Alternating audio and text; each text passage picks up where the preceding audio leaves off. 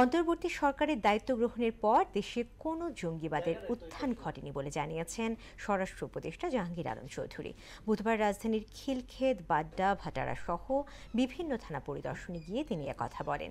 এদিকে কুমিল্লায় এক অনুষ্ঠানে তথ্য উপদেষ্টা মাহফুজ আলম জানান, বাংলাদেশে কোনো রাজনৈতিক ও ধর্মীয় উগ্রপন্থীদের মাথাচাড়া দেওয়ার সুযোগ দেওয়া হবে না। বিস্তারিত জানাচ্ছেন কাজী পাপ্পু।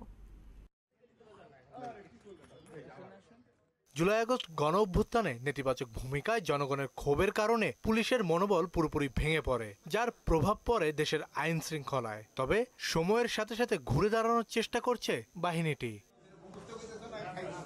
পুলিশ সদস্যদের সঙ্গে ঈদ পরবর্তী শুভেচ্ছা বিনিময় করতে বুধবার খিলক্ষেত, বাড্ডা, ভাটারা থানা পরিদর্শন করেন স্বরাষ্ট্র উপদেষ্টা। এ সময় তিনি জানান, আইন শৃঙ্খলা পরিস্থিতির উন্নতির আরও সুযোগ রয়েছে।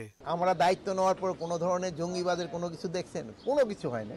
এবং আল্লাহ দিলে আপনারা যদি সবাই সহযোগিতা করেন, জনগণ সাথে নিয়ে আমরা যদি কোনো ধরনের কোনো সমস্যা হয়, আমরা সবাই একসাথে মিলে সমাধান করব। এদিকে কুমিল্লার উত্তর রামপুর গ্রামে ছাত্র আন্দোলনে নিহত শহীদ মাসুম মিয়ার কবর জিয়ারত ও পরিবারের সঙ্গে সাক্ষাৎ করেছেন তথ্য উপদেষ্টা মাহফুজ আলম। এই সময় সাংবাদিকদের তিনি বলেন, বাংলাদেশে কাউকে চরমপন্থার সুযোগ নিতে দেওয়া হবে না। ধর্মীয় রাজনীতিক কোন রকম উগ্রপন্থায় যাতে বাংলাদেশে মাথাচাড়া না দিতে পারে, বাংলাদেশকে যাতে আমরা একটা গণতান্ত্রিক যে রূপান্তরের ক্ষেত্রে ডক্টর মোহাম্মদ ইউনূসের নেতৃত্বে আমরা কাজ করছি, এটা যাতে আমরা সাধন করে যেতে পারি এবং নির্বাচনের মাধ্যমে যথাসময়ে আমরা যাতে গণতান্ত্রিক একটা রূপান্তরে ভূমিকা রাখতে পারি। অন্তর্বর্তী সরকারের আমলেই গণ অভ্যুত্থানে শহীদদের বিচার কাজ শেষ করার কথাও জানান মাহফুজ আলম। যারা শহীদ হয়েছেন, আহত হয়েছেন, এখানে যারা অপরাধী আছে তাদের বিচার কার্য শেষ করে যেতে পারি। কাজী পাপ্পু, মোহনা সংবাদ।